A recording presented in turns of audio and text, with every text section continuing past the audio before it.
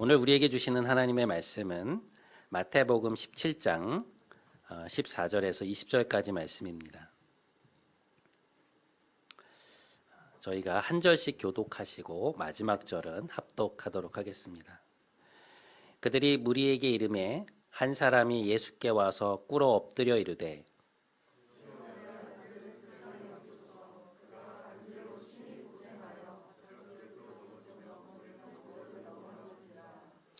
내가 주의 제자들에게 데리고 왔으나 능히 고치지 못하더이다.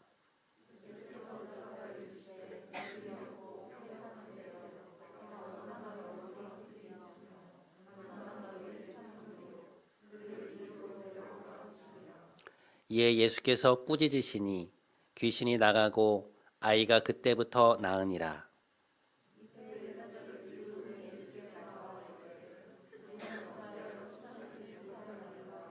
함께 이르시되 너희 믿음이 작은 까닭이니라.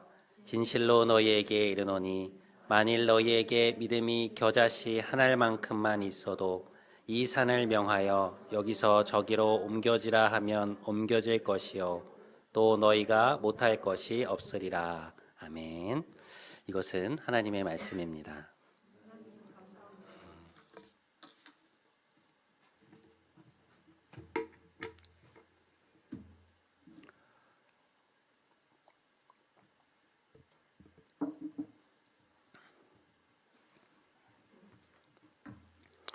마태복음 17장에서 우리는 아주 극명한 대조를 보이는 두 가지 에피소드를 만나게 됩니다.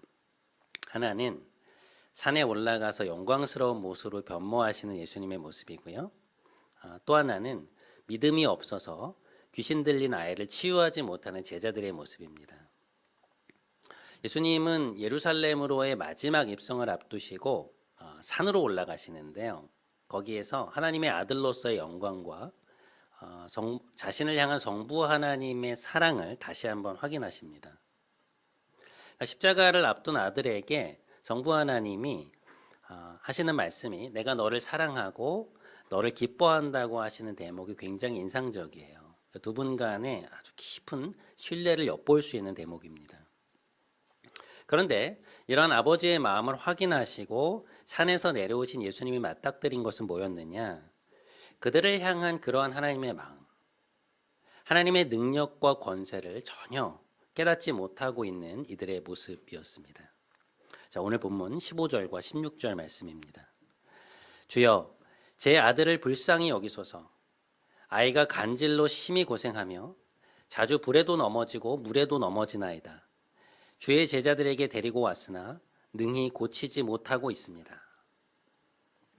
한 아버지가 악한 영에 시달리고 있는 어린 아들을 데리고 온 것이었는데요. 제자들이 그것을 치유하지 못하여서 난감한 상황에 처해 있었습니다. 여기 보시면 아이가 간질로 심하게 고생을 했다고 나오죠. 그리고 이제 물과 불에도 자주 넘어졌다 이렇게 나오고 있는데요.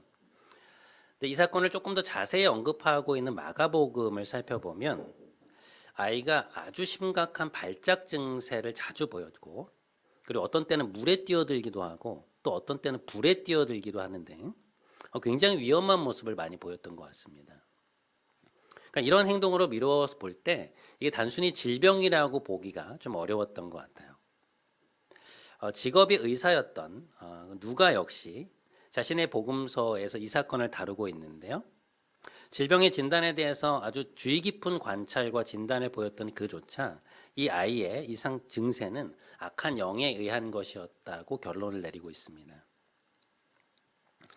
아버지가 제자들에게 아이를 데리고 왔을 때 이것이 공개적인 장소였기 때문에 상당히 많은 사람들이 몰려들었던 것 같아요. 그러니까 이제 예수님의 제자들이라고 하니까 관심이 증폭이 된 것이죠. 그러나 이 많은 사람들이 지켜보는 긴장되는 그런 상황 속에서 제자들은 이 악한 영을 쫓아내려고 재차 시도를 했지만 결국 아이를 치유하지 못한 채 전전긍긍하고 있는 그러한 상황이었습니다. 그런데 그런 상황에서 예수님이 이제 내려오신 것이죠. 주님이 당도하시자마자 이 아버지가 다급하게 막 달려와서 지금의 상황을 고하는 것으로 오늘 본문이 시작되고 있는데요. 그것이 우리가 앞에서 읽어보았던 본문 15절과 16절의 말씀입니다. 다른 복음서를 살펴보면 예수님이 당도하시자 가만히 있던 아이가 갑자기 땅에 엎드려지면서 입에 거품을 물고 아주 심한 경련 증세를 보였다고 증거하고 있는데요. 근데 그것을 보신 예수님께서 잠시 아이를 바라보시다가 악한 영에게 그 아이에게서 나오고 다시는 들어가지 말라고 명령을 하세요. 꾸짖으십니다. 그러자 그 즉시 악한 영이 떠나갔고 주님이 죽은 듯 누워있는 아이에게 다가가셔서 손을 잡아서 일으키시니까 이 아이가 일어났다고 마태는 기록하고 있습니다. 마태를 비롯한 마가복음과 누가복음 두 복음서에 이 사건이 모두 기록되는 것으로 보아서 이것은 상당히 소란스러운 사건이었고 당시에 큰 이슈가 되었던 것 같아요. 오늘 본문 속에는 그 사건을 처음부터 자세히 지켜보았던 이 저자 마태의 놀라움이 담겨 있습니다. 그런데 제가 오늘 여러분과 함께 초점을 맞춰보고 싶은 부분은 어디냐면요. 이 사건 자체가 아니고 요 바로 다음에 일어난 일입니다. 오늘 본문 19절 말씀 저희가 한번 한 목소리로 같이 읽어볼까요? 자, 같이 읽겠습니다. 시작.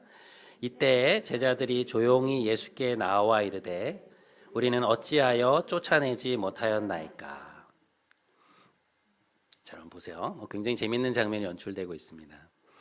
제자들은 자신들이 왜 그 치유 사역에 실패했는지가 상당히 궁금했던 것 같아요.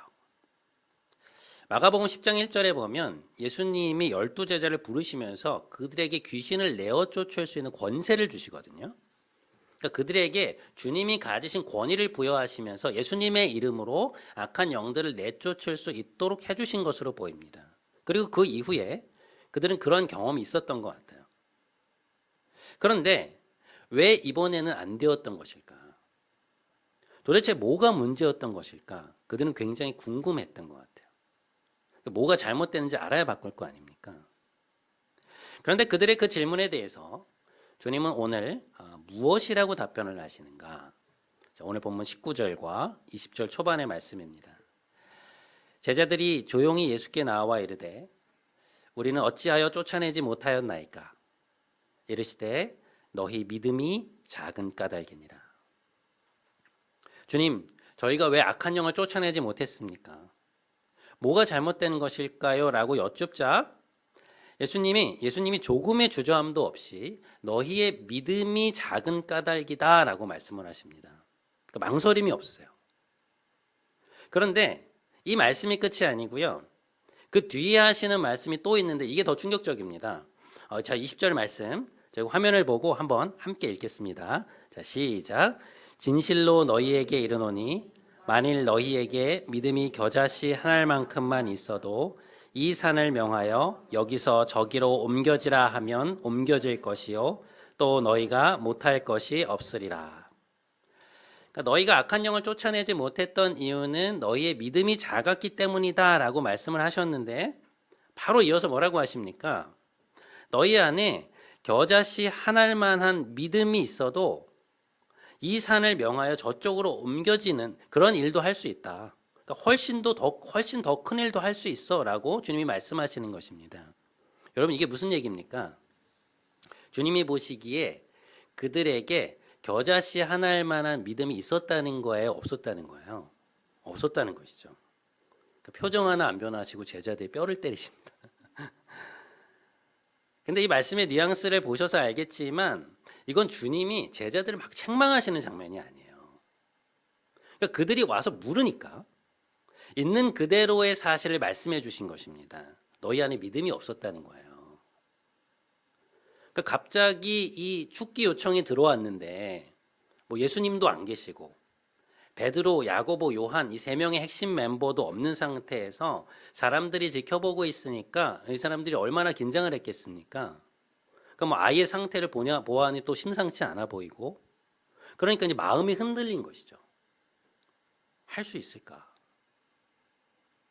아니나 다를까? 여러 번 시도를 했는데 아이의 상태에 아무런 변화가 없자 마음이 무너진 것입니다. 안 그래도 될까 말까 의심이 있었는데 안 되니까 하나님 역사하시지 않는구나 이렇게 낙담이 된 것이죠. 주님이 그걸 지적하시는 거예요. 그러니까 너희 안에 하나님에 대한 충분한 신뢰가 없는데 어떻게 그 일을 할 수 있었겠느냐. 그 일을 행하시는 분은 하나님이신데 하나님을 믿지 못하니 그 일을 하지 못하는 것 당연하다라고 그렇게 말씀하신 것입니다.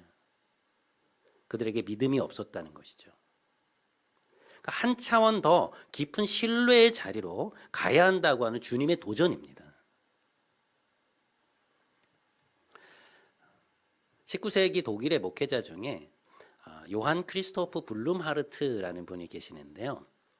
20세기의 가장 중요한 신학자 중에 한 명인 칼바르트를 비롯해서 독일의 후대 신학자들에게 큰 영향을 주었던 분입니다. 근데 이분과 관련된 일화 중에 아주 유명한 사건이 하나 있어요. 이게 뭔가 하니 블룸하르트 목사님이 이 메틀링엔이라고 하는 한 마을의 담임 목사로 갔을 때의 일이었는데요. 그 교회에 출석한 한 자매가 있었습니다. 나이는 20대 중반 정도 되었고 부모님이 일찍 돌아가셔서 지적 장애를 가진 오빠와 또 다른 언니와 함께 살고 있었습니다. 근데 경제적으로 상당히 궁핍한 상황 속에서 사는 가운데 이 자매가 몇 번 헛것을 보게 돼요. 그러니까 예를 들어서 우유를 사러 갔다가 동전이 자기의 손에 툭 떨어지는 것을 보기도 하고 방바닥에 있었는데 방바닥에 은화가 쫙 깔린 그런 호상을 보기도 합니다. 그러니까 이거 일종의 전조 증상과 같은 것이었는데, 그러니까 이러한 이상한 증세들이 조금씩 심해지던 어느 날, 이 자매가 식탁에 앉아 있다가 갑자기 기절을 하게 돼요. 근데 그 사건 이후로 이 고트리빈이라고 하는 이 자매가 악한 영들에게 시달리기 시작한 것이었습니다. 그러니까 말로는 표현하기 힘든 굉장히 기괴한 것들을 보기도 하고 밤마다 무언가가 자신을 이렇게 덮쳐서 누르는 걸 경험하기도 하고 가족들이 보는 앞에서 이상한 행동을 하기도 하는데요. 이제 그런 것들이 문제가 된 것이죠. 근데 이게 의학적으로 설명이 되지도 않고 의사들도 치료를 못하는 거예요. 19세기 독일의 의학은 꽤나 발전해 있었거든요. 그래서 그 마을의 담당 목사였던 이 블룸하르트 목사님이 할 수 없이 이 자매의 치유에 본격적으로 뛰어들게 된 것입니다. 결론적으로 말하면 블룸하르트 목사님은 악한 영에게 아주 강력하게 붙들린 이 자매를 치유하는 일에 꼬박 2년을 매달리게 됩니다. 이 자매를 붙들고 2년간의 씨름을 한 거예요. 집을 거의 매일 방문해서 자매를 상담하고 그녀를 위해서 몇 시간씩을 기도하고 말씀으로 영적인 싸움을 벌이고 금식을 하면서 예수님의 권세를 붙잡고 끈질기게 나아간 끝에 만으로 딱 2년 만에 악한 영이 이 집 주변에 있는 상당히 많은 사람들이 들을 수 있을 정도의 큰 목소리로 예수가 승리하셨다. 예수가 승리하셨다라고 외치면서 이렇게 떠나가게 되는 놀라운 일이 발생하게 됩니다. 이 일을 계기로 이 메틀링엔 마을에 커다란 영적인 부흥이 일어나기 시작하는데요. 그 지역을 총괄하는 그 비텐베르크 개신교 총회에 의해서 지금 말씀드린 이 사건에 대한 전체적인 개요와 설명이 쓰여지게 되는데 그것이 그 유명한 예수는 승리자이시다라고 하는 블룸하르트 목사님의 책입니다. 저는 신학대학원에 다닐 때 교회사 교수님을 통해서 이 사건에 대해서 소개를 처음 받았는데요. 근데 대략적인 내용만 알고 있다가 이번에 이제 설교를 준비하면서 이 책을 좀 자세히 읽어보았거든요. 여러분 우리는 보통 악한 영을 쫓아내는 사역이 드물기는 하지만 성경에서 보듯이 이제 단번에 이루어지는 일이라고 생각을 하잖아요. 예수님도 보통 한마디 말씀으로 그 일들을 하시지 않습니까? 복음서에 보면. 그런데 이 블루마르트 목사님의 보고서를 보면 고트리빈이라고 하는 이 자매의 상태가 뭔가 호전되었다 싶으면 다시 악화되고 괜찮아졌나 싶다가 또 안 좋아지는 상황이 2년 가까이 계속해서 반복이 되는 것을 볼 수 있어요. 여러분, 자기가 아무리 기도를 해도 상황이 나아지지 않는 걸 보면서 이 목사는 얼마나 힘들었겠습니까? 안 되나 보다. 하나님이 이렇게까지 안 고쳐주시는 것을 보면 이 자매를 치유하는 건 불가능하다. 왜 이렇게 안 도와주시지? 이런 생각이 들 법도 하잖아요.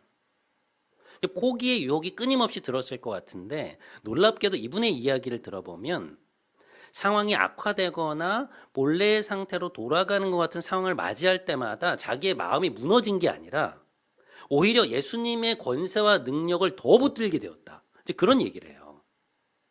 자기의 능력 없음으로 인해서 때로 한탄을 금치 못했지만 그러나 그때마다 예수께서 권세를 갖고 계시고 예수님이 이 자매를 치유하실 것이라는 믿음을 가지고 매일매일 아주 정말 끈질기게 기도한 끝에 이 2년간의 싸움을 커다란 승리로 마무리하게 됩니다. 독일 교회의 역사 속에서 꽤나 유명한 사건이에요. 근데 이 책을 읽고 나서 저에게 가장 인상이 깊었던 부분은 어떤 것이냐면 이분이 무슨 그 악한 영을 쫓아냈다는 그 축기 사역 자체가 아니고요. 오히려 저에게 깊이 와닿았던 것은 무려 2년이라는 그러한 시간을 이 블루마르트 목사님이 믿음 가운데 견고히 서 있었다는 것이었습니다.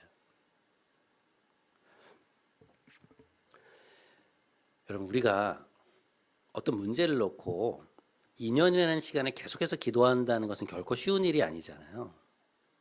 좋아지는 듯 하다가 다시 안 좋아지고 나아지는 듯 하다가 상황이 다시 악화되면 이게 얼마나 스트레스가 됩니까? 하나님 왜 돕지 않으시는 거지? 왜 나아지질 않지? 하나님 도대체 뭐 하시는 것이지? 그런 생각 들지 않겠어요? 근데 상황이 틀어질 때마다 하나님께 마음이 상하기도 하고 낙심이 되기도 하고 그냥 포기해버리고 싶은 생각이 들지 않겠습니까? 우리 생각엔 그렇잖아요. 그런데 이 책에 기록된 내용들을 보면 이 블루마르트 목사님이 그런 상황 속에서도 하나님에 대한 신뢰를 놓지 않아요. 상황이 악화되는 것처럼 보이고 자매의 상태가 잘 나아지지 않는데도 불구하고 도대체 하나님 왜 이러시지? 기도하는데 왜 돕질 않으시지? 이렇게 생각하지 않아요. 오히려 더 기도하고 더 말씀을 읽으면서 믿음의 자리를 견고하게 지키는 것을 볼 수 있습니다. 그걸 보면서 제가 깨달은 게 뭔지 아세요? 이 목사님에게 믿음이 있구나. 그런 생각이 들더라고요. 자기의 눈에는 지금 보이지 않지만 분명 하나님이 일하고 계시고 이 자매를 붙들고 계신다. 반드시 하나님의 결정적인 도우심이 있을 것이다. 그 믿음이 이 목사님 안에 있었던 거예요. 결국 어떻게 되었습니까? 우리의 힘으로는 도저히 해낼 수 없는 이 산더러 여기에서 저기로 옮겨지라고 할 만큼 그렇게 놀라운 일을 해낼 수 있었던 것이죠. 그 자매를 향한 하나님의 그 마음을 그리고 그분의 능력을 신뢰한 결과였습니다.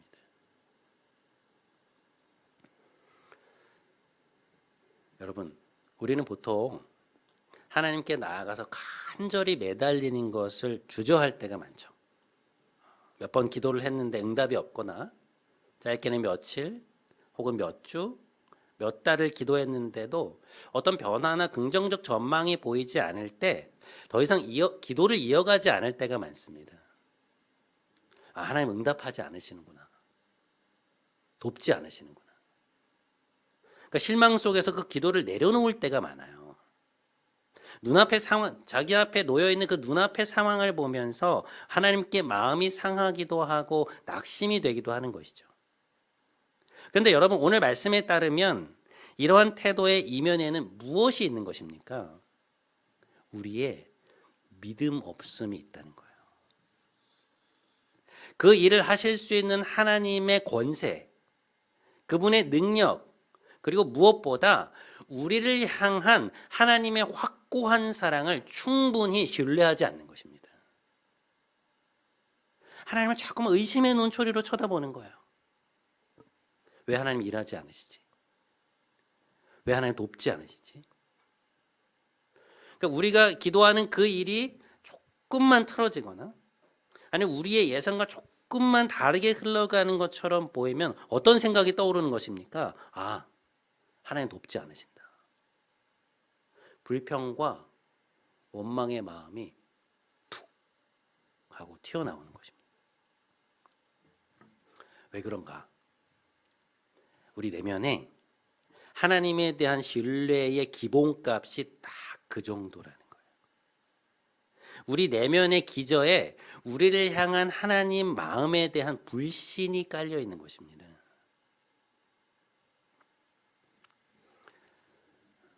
제가 오래전에 한 목사님의 설교를 들은 적이 있는데요. 다음과 같은 본문이었습니다. 나무는 각각 그 열매로 아나니 가시나무에서 무화과를 찔레에서 포도를 따지 못하느니라. 선한 사람은 마음에 쌓은 선에서 선을 내고 악한 자는 그 쌓은 악에서 악을 내나니 이는 마음에 가득한 것을 입으로 말함이니라. 이 본문을 해설하면서 이 목사님 뭐라고 하셨냐면 이 말에 우리 입에서 나오는 말의 포인트를 맞추셨는데요. 결국 우리가 하는 말이라는 것은 뭐냐? 그것은 우리의 내면에서 나온다는 것이죠. 그러니까 어딘가 우리의 밖에서 있다가 이렇게 나오는 것이 아니라 우리의 내면에 여기까지 이렇게 차 있다가 그냥 말을 하는 과정 속에서 툭 튀어나오는 거라는 거예요. 그러니까 예를 들어서 평소에 늘 돈에 대해서 생각하고 있는 사람은 말을 하다 보면 무슨 얘기가 나오겠습니까? 자연스레 돈에 대한 얘기가 나오겠죠. 일에 대한 생각으로 가득 차 있는 사람은 일에 대한 얘기가 나올 것이고 자신의 내면이 성에 대한 생각으로 가득 차 있는 사람은 말을 하다 보면 결국 자연스럽게 그 얘기가 툭 나온다는 거예요. 결론은 뭐냐? 우리가 밖으로 꺼내지는 말들은 내 밖에 있는 것들이 아니라 결국 우리 내면에 있는 것, 내 안에 있는 것들의 자연스러운 발로라는 것입니다. 같은 맥락에서 우리가 어떤 상황을 맞닥뜨렸을 때 하나님께 대한 불평이 가장 먼저 툭 튀어나오거나 아니면 왜 돕지 않으시지? 이런 마음이 자동적으로 든다는 것은 무엇이냐? 우리 내면의 기저에 하나님을 향한 불신이 깔려 있다는 거예요. 우리가 겉으로 입으로 어떻게 고백하고 있든 그런 상황에서 나오는 나의 가장 자연스러운 반응이 보여주는 것은 무엇이냐? 하나님에 대한 나의 신뢰의 수준을 보여준다는 것이죠. 자신에게 있어서 하나님 어떤 분이신지, 자신을 향한 하나님의 마음을 어떻게 생각하고 있는지, 하나님은 자기에게 얼마나 신실한 분이라고 생각하시는지 하나님에 대한 우리의 믿음의 정도를 그대로 보여준다는 것입니다.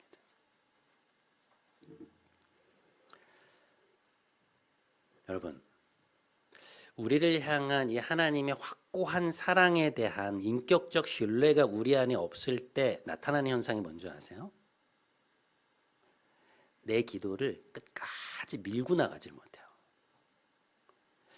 제가 목회를 하면서 보잖아요. 많은 성도님들이 의외로 혼신의 힘을 다해서 끝까지 구하는 기도를 잘 드리지 못해요. 그러니까 굉장히 흥미로운 지점인데요. 우리는 상당수의 그리스도인들이 구하는 기도를 많이 드릴 거라고 생각하잖아요. 그런데 오히려 안으로 쑥 들어가 보면 상당히 많은 성도님들이 하나님께 뭔가를 구하다가도 근데 이런 기도 드려도 될까? 이거 내 욕심으로 구하는 기도 아닌가? 막 이런 마음 때문에 몇 번 기도를 하다가 뭔가 응답이 없거나 변화가 일어나지 않잖아요. 그러면 자연스레 기도를 중단합니다. 여러분, 이게 겉으로 보기에는 내 욕심을 절제하고 마치 하나님의 뜻을 존중하는 태도인 것 같이 보이지만 많은 경우에 그 내면으로 더 들어가 보면 실상 이러한 모습은 무엇의 발로냐? 자신을 향한 하나님의 마음을 충분히 신뢰하지 못하는 데서 나오는 행동일 때가 많아요. 그러니까 자신의 간구를 끝까지 밀고 나갈 믿음의 힘이 없는 것입니다. 여기서 믿음이 없다는 것은요, 내가 바라는 건 하나님 무조건 이루어져야 된다고 하는 그런 막무가내식 믿음이 없다는 게 아니고요. 나를 향한 하나님의 부모된 그 마음, 나라는 사람을 향한 하나님의 내면에 있는 그 확고한 사랑과 애정, 긍휼, 지혜, 경륜, 내 인생을 이끄시는 그분의 그 탁월성에 대한 인격적 신뢰가 부족하다는 거예요.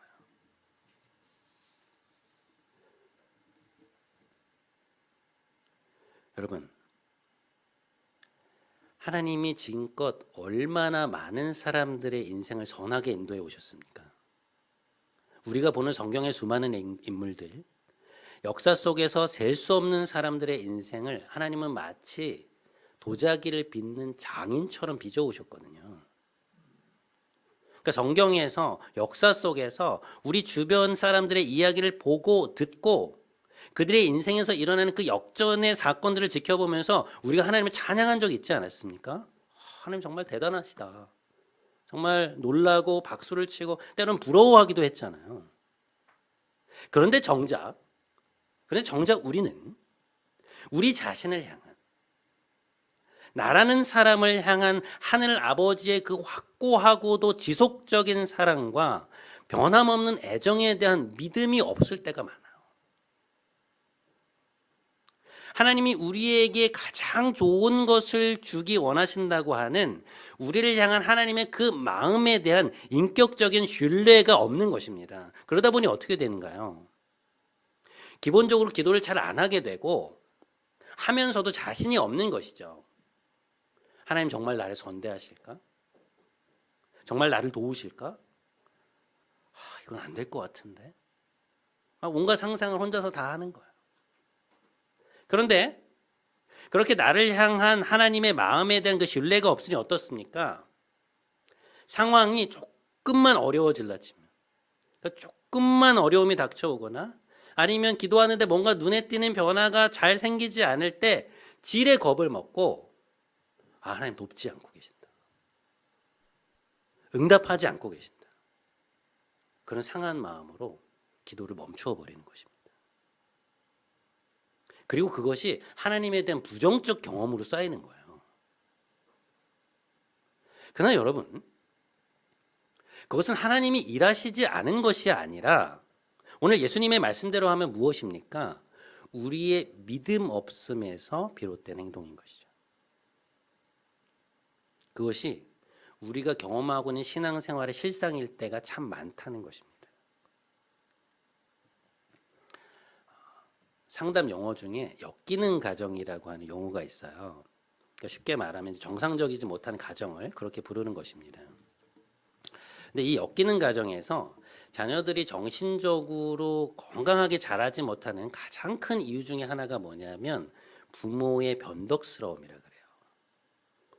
그러니까 부모가 일관된 기준으로 아이를 대하지 않고 기분에 따라 아이를 대할 때, 예를 들어서 아이가 똑같은 행동을 했는데 엄마가 기분이 좋을 때는 괜찮고 기분이 안 좋을 때는 굉장히 혼을 낸다거나, 아이의 입장에서는 부모의 반응이 일관적이라고 생각되지 않을 때 이제 혼란에 빠지게 된다는 것이죠. 근데 그것이 그 일들이 반복되면 그 과정에서 이 아이는 뭘 상실하게 되느냐? 부모에 대한 인격적 신뢰감을 상실하게 된다는 거예요. 쉽게 말하면 부모를 믿지 못하게 되는 것입니다. 여러분, 여러분에게 하나님은 어떤 분이세요? 여러분을 향한 하나님의 마음이 어떤 것 같으세요?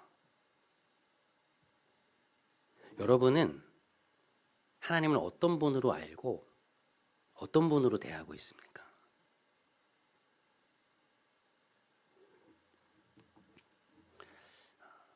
제가 지난주에 저희 첫째 아이하고 백화점에 이제 아이스크림을 먹으러 간 적이 있습니다. 저희 첫째 아이가 요즘 특정 브랜드의 두유 아이스크림에 꽂혀 있는데요. 이제 그걸 먹으러 간 거예요. 그래서 이제 아이 한 컵, 저 한 컵 이렇게 놓고 이제 먹고 있었는데 아이가 작은 그 플라스틱 숟가락으로 한 숟가락 이렇게 떠서 먹어보더니 아빠 입에서 살살 녹는다 그러는 거예요. 그러면서 아빠도 입에서 살살 녹지? 그러더라고요. 그래서 제가 서준아 맛있는 거 먹으니까 좋아? 제가 이렇게 물었거든요. 그랬더니 이 아이가 자기 앞에 놓여있던 그 아이스크림을 이렇게 잠시 보더니 만족스러운 표정으로 응 좋아 그러는 거야.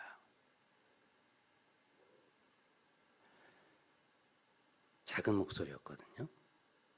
더군다나 그 백화점 시끌시끌하니까 얼마나 시끄러웠겠어요. 근데 그 좋아라는 한마디가 커다랗게 증폭이 되면서 제 가슴을 퍽 하고 때리는 거예요. 그러니까 아이가 좋다는 그 말이 저에게 얼마나 큰 감동이 되었는지 모릅니다. 제가 사랑하는 이 아이가 그 순간 행복하다는 것이 저에게 얼마나 큰 기쁨이 되었는지 몰라요. 그러니까 해줄 수 있는 건 정말 다 해주고 싶더라고요. 여러분, 이게 부모의 마음 아닙니까? 이게 하나님의 마음 아니에요?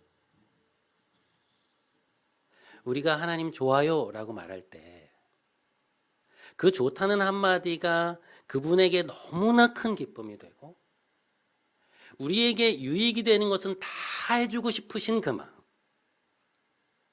우리에게 좋은 것 먹이고 좋은 것 경험하게 하고 싶고 좋은 것 누리게 하고 싶으신 그 마음, 여러분 그게 우리를 향한 하나님의 마음이에요.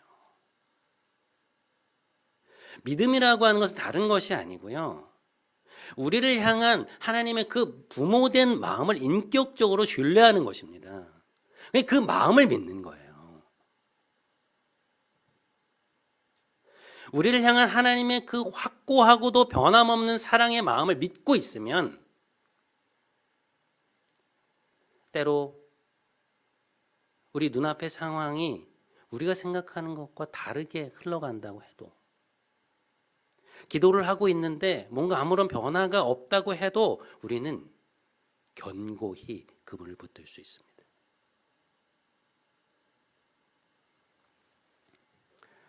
사랑하는 여러분, 주님은 오늘도 이렇게 말씀하십니다.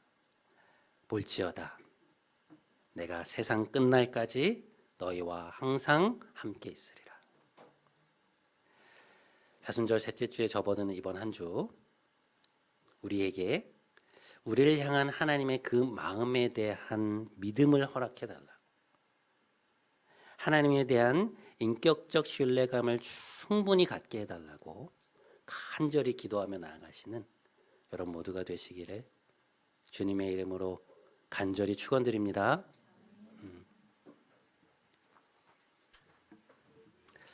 우리 오늘 이 찬양 같이 했으면 좋겠습니다. 하나님의 사랑을 사모하는 자, 하나님께 찬양과 경배하는 자, 그는 무엇을 알고 있냐면 나를 창조하신 하나님이 우리를 얼마나 사랑하시는지, 하나님이 언제나 나를 사랑의 눈으로 바라보고 계시고 언제나 나의 기도를 인자한 귀로서 경청하고 계신다는 것을 알고 있다는 것입니다.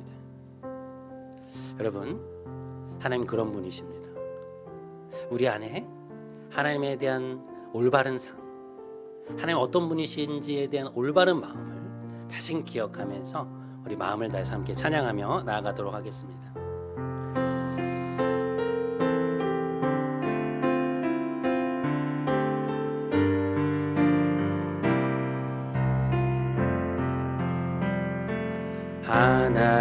하나님의 사랑을 사모하는 자, 하나님의 평안을 바라보는 자, 너의 모든 것 창조하신 너를 얼마나 사랑하시는지,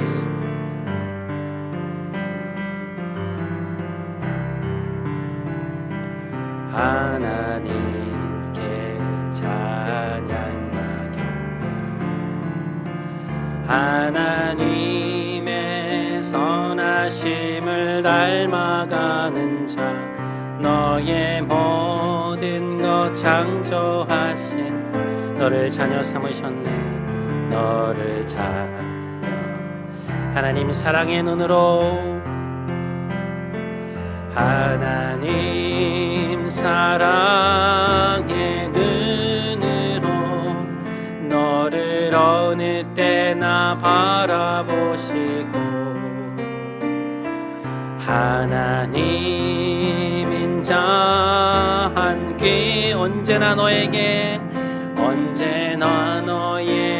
기울이시 어둠에 빛을 비춰주시고 너의 작은 신음에도 응답하시니 너는 어느 곳에 있든지 주를 향하고 주만 봐. 하나님 사랑의 눈으로 너를 어느 때나 바라보시고 하나님 사랑의 눈으로 너를 어느 바라보 하나님 인자한 귀로서 하나님 인자한 귀로서 언제나 너에게 기울이시니 어두움에 밝은 빛을 비춰주시고 너의 작은 신음에도 응답하시니 너는 어느 곳에 있든 주만 바라볼지라 주만 바라볼지라 주만 바라볼지라.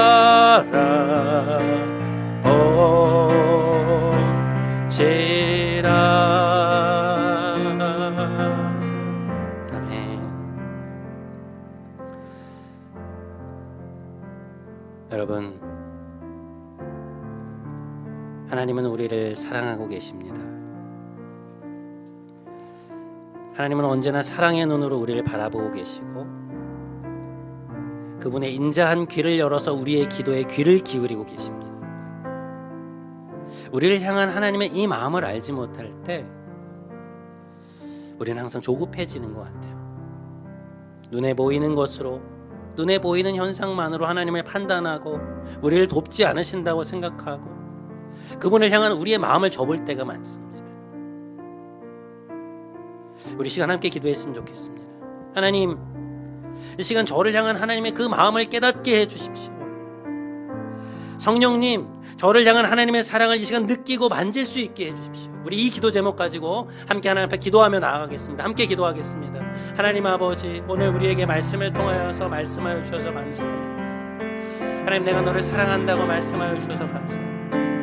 하나님, 언제나 사랑의 눈으로 우리를 바라보고 계시고 언제나 인자한 귀를 열어서 우리의 기도에 귀를 기울이고 계심에 감사합니다. 하나님, 우리가 이 하나님의 마음을 얼마나 알지 못하는지 늘 우리의 문제 속에서 우리 눈앞에 닥쳐있는 현상만을 바라보면서 하나님 돕지 않고 계신다. 하나님 왜 돕지 않으시냐? 하나님 왜 일하고 계시지 않냐? 내가 기도하는데 하나님 왜 응답하시지 않느냐고 하나님 우리가 그렇게 물었을 때가 얼마나 많았습니다. 일이 변하지 않는다고 해서 눈앞에 상황이 조금만 틀어지는 것 같을 때마다 왜 하나님 나를 돕지 않으시냐? 왜 나와 함께 하시지 않으시냐? 그렇게 말할 때가 얼마나 많았습니다. 주님, 우리를 불쌍히 여겨주옵소서. 주님, 우리의 마음이 주께로 향할 수 있게 해주시옵소서.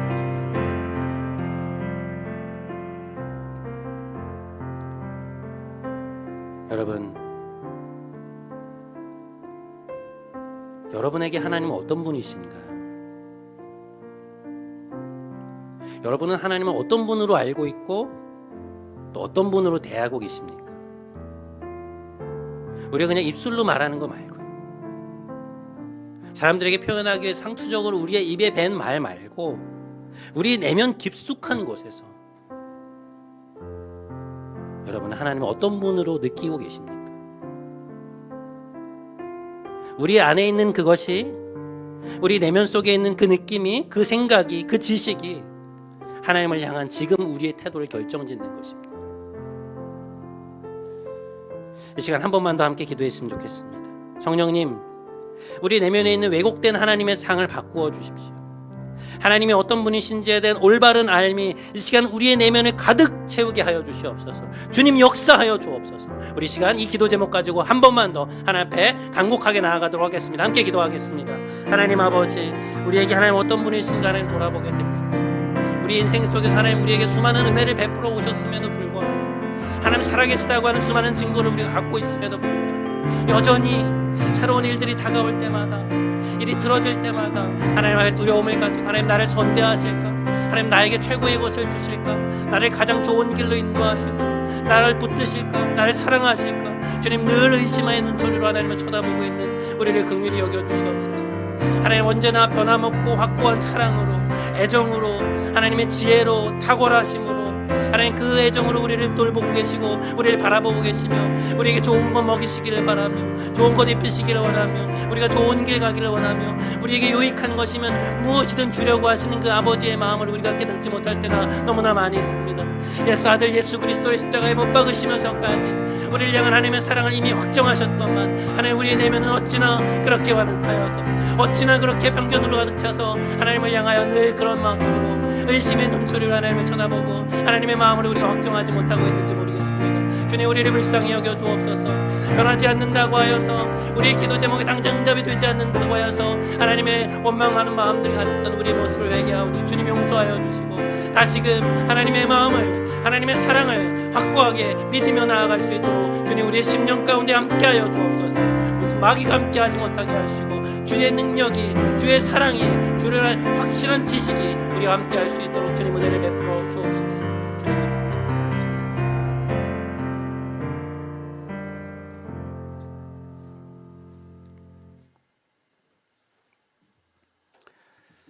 사랑이 많으신 하나님, 오늘 말씀을 통해 우리를 향한 아버지의 마음을 가르쳐 주심에 감사합니다. 하나님을 믿는다 말은 하면서도 우리의 내면 깊숙한 곳에서 우리는 얼마나 하나님을 신뢰하지 못하고 있는지요. 우리를 향한 아버지의 그 확고하고도 변함없는 사랑을, 그 애정을 얼마나 자주 의심의 눈초리로 쳐다볼 때가 많은지요. 용서해 주십시오. 우리의 편견과 우리의 기준과 우리의 생각을 내려놓고 다시금 하나님의 마음을 신뢰하며 하나님께 나아가기 원합니다. 이번 한 주 동안 멈춰있던 우리의 기도가 회복되게 하옵소서. 세상 끝날까지 너희와 항상 함께 있으리라 말씀하신 우리 주 예수 그리스도의 이름으로 기도드립니다. 아멘. 우리 다 함께 자리에서 일어나셔서 마지막 파송의 찬양 드리도록 하겠습니다.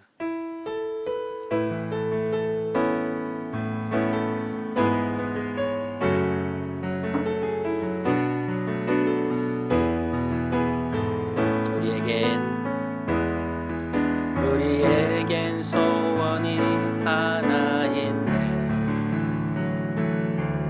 주님 다시 오실 그날까지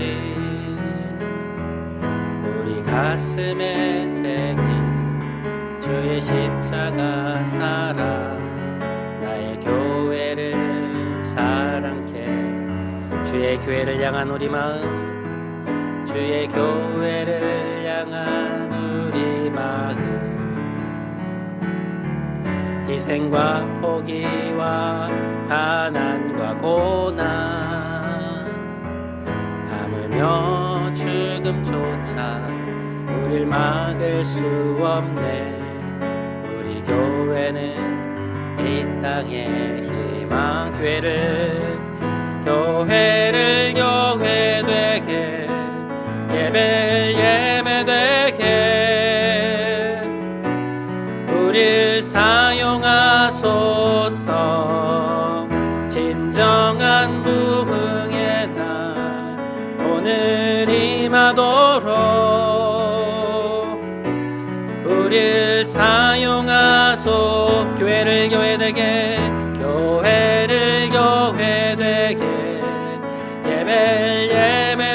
예배되게 우릴 사용하소서.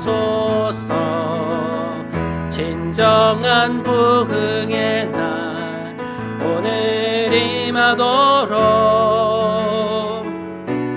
우릴 사용하소서.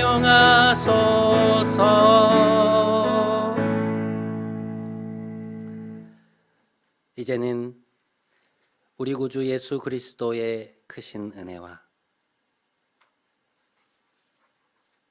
하나님 아버지의 놀라우신 사랑과 성령님의 깨닫게 하시는 은총이 우리를 향한 하나님의 부모된 그 마음을 신뢰함으로 그 어떠한 상황 속에서도 흔들리지 아니하고 기도의 자리를 견고히 지키기로 결단하며 간절히 소망하며 돌아가는 사랑하는 모든 성도들의 가정과 일터와 캠퍼스 위에 그들이 걸어가는 모든 걸음과 길 위에 이제부터 영원토록 함께 하시기를 간절히 축원하옵나이다. 아멘.